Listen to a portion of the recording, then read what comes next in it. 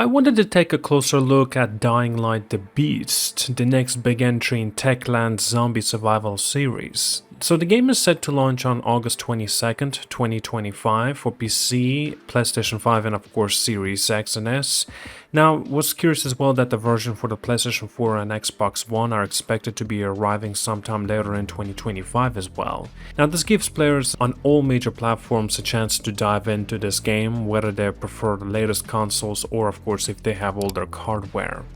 Now in this game you will be stepping back into the shoes of Kyle Crane, the hero from the very first Dying Light, the game. Now after 13 years trapped in secret lab, Crane finally breaks free, and at that time a shadowy figure known only as Baron ran experiments on him. Now those tests fused zombie DNA with Crane's own, granting him beast-like abilities at the cost of his humanity. Now Crane finds himself in Castor Woods area, well at least it's called, a once beautiful valley inspired by the Swiss Alps that has been overrun by the undead. Now you'll be exploring everything from tourist towns and old industrial zones to sprawling farmland and muddy swamps. Each area will be offering its own dangers and of course the rewards. Now the core of the game remains as an open world you can tackle however you like. Parkour still is the star of the show. You can run across rooftops, leap between buildings and climb walls with the same fluid first-person movement the series is already known for. Techland has also added drivable 4x4 vehicles this time around, letting you plow through the zombie hordes or speed away from danger. Now it's a fresh way to see a map and adds a new layer to both exploration and of course, if you want to escape. Now combat blends your classic melee tools like thinkbats, blades and crafted weapons with firearms for the first time in the mainline Dying Light title. Now after Dying Light 2 stuck to a lore-friendly close-quarter fights, player demanded push guns back into the mix here, and Techland goals was to make every weapon feel weighty and brutal, whether it's a homemade crowbar or a high-powered rifle. And on top of that, Crane's beast powers let you go into beast mode, granting temporary superhuman strength and speed. Timing those boosts right can turn the tide of the tough battle. And of course day and night still plays a huge role. During the daylight, zombies are slower and less aware, which makes scavenging far easier. You can creep through the abandoned buildings, loot supplies and plan your next move. Once the sun sets, though, the undead becomes far more aggressive. You might see small packs of roaming at the dusk, but by midnight they form a massive hordes that can overwhelm you if you stay out too long. New weather effects like sudden storms add another challenge, soaking the environment and cutting visibility when you least expect it. So the Beast supports up to 4 players in cooperative mode, with everyone sharing progress and loot. Teaming up lets you tackle tougher missions, revive downed teammates, and combine your abilities for more effective fights. Whether you be splitting up to cover more ground or stick together for safety, co-op play changes how you approach each encounter. Now, early estimates put the main story at around about 20 hours, give or so take. If you take your time, of course, exploring every corner and complete side missions, you could easily reach up to 30, maybe 40 hours of gameplay. That range depends on how much you want to search for hidden collectibles, upgrade your gear, or just enjoy the scenery. Now, from the development standpoint, the Beast has an interesting history. It began as a DLC expansion for Dying Light 2, but it grew into its own standalone game after details leaked online in 2023.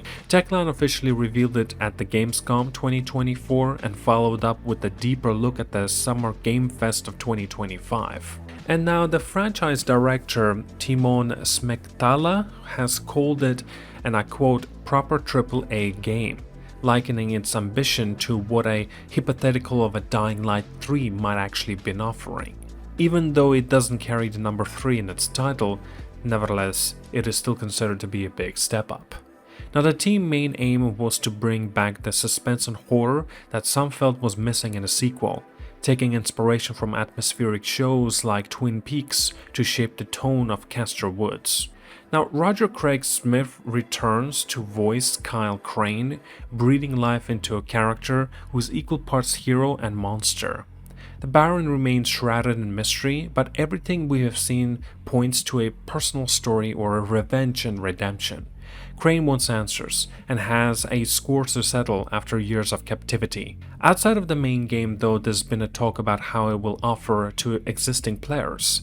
Now, owners of Dying Light 2 Ultimate Edition should find it that the Beast will be available at no extra cost, although that edition was pulled from sale in sometime of 2024, so new players can't just pick that up any longer at least. Now, for everyone else, you'll need to purchase or just get this game separately. And pre-orders come with a hero or a kind of a Haran bundle, which includes cosmetic items like the follower's crossbow and the ultimate survivor outfit and a few theme weapons. Those extras don't affect the gameplay balance, by the way, but they let you stand out as you explore the infected wilderness. Now, early hands-on previews from outlets like IGN has praised the Beast level design and overall atmosphere. The weather systems and the environmental details give the world a heavier, more realistic feel than what we have seen at least in Dying Light 2. And some reviewers noted that the addition of the firearms shifts the pacing during the combat, forcing you to think twice about when to engage or, at range or switch to melee brawling. That blend seems to be striking a good balance, according to most of the early impressions, though a vocal minority of longtime fans worry might dilute the classic Dying Light combat loop. Now, fans' reactions online has been mixed, but generally positive. Social media posts from developers and gaming sites show strong engagement, with many players excited to return to Crane's story and dive into the fresh map. And discussions threads often compare this into more of an original game tense moments and wonder if the Beast will deliver the same edge of your seat kind of experience.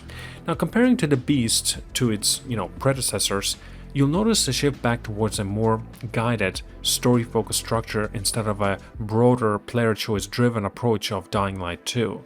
It's more compact and directed, but still gives you enough freedom to set your own goals within the world. Now, if you miss those isolated high-stakes moments like sprinting through town streets while hordes chase you, this game seems to build to deliver more of that heartbeat kind of a raising action. In the end, Dying Light the Beast looks like it'll be a solid entry for anyone who loves survival horror wrapped in parkour movement and close-quarter combat. It brings back firearms in a way that is meant to feel natural, adds new powers to shake up the fights, and places you in a densely packed world that changes with each hour of the day. And with co-op up to even 4 players, a story that ties directly back to the series' roots and variety of biomes to explore, there's plenty here that can keep you busy. Well, do let me know as well, are you going to be picking it up? Well, Dying Light the Beast, are you interested? Maybe you're not that curious about it. Nevertheless, I'd love to read it down in the comments.